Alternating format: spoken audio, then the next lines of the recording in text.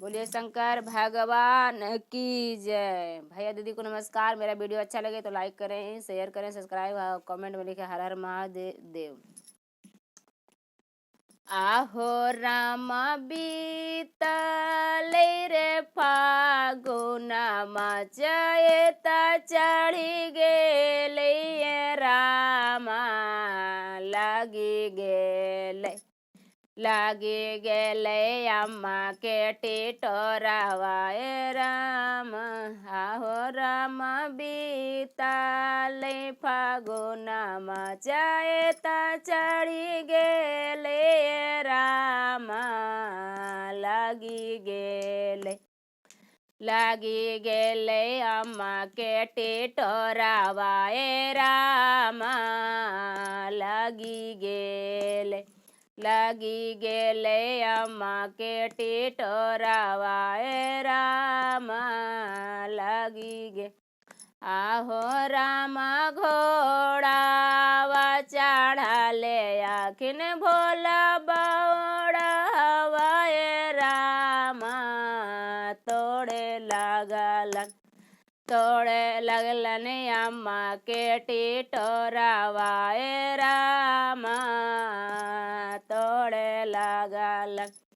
तोड़े लगलन अम्मा के टिटोरावाए रामा तोड़े। आहो राम कने गेला किया भेला गौरा सोहागिन राम पेशा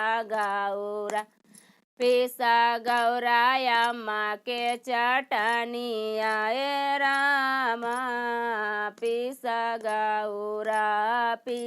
गौरा अम्मा के चटनिया राम पीसा।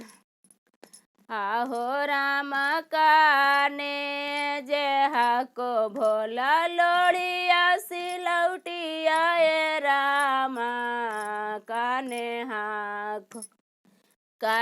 हाको अम्मा के टिटोरावाए राम काने हाको अम्मा के टिटोरावाए राम काने हाको। आहो रामायंगना में हाको गौरा लोड़िया सिलौटिया राम झोलिया में अम्मा के टिटोरावाए राम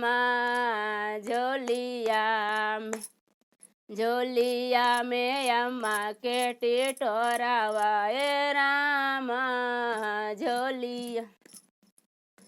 आहो राम चटनी पिसैते गौरा भेले समतुलवाए राम चाटा भोला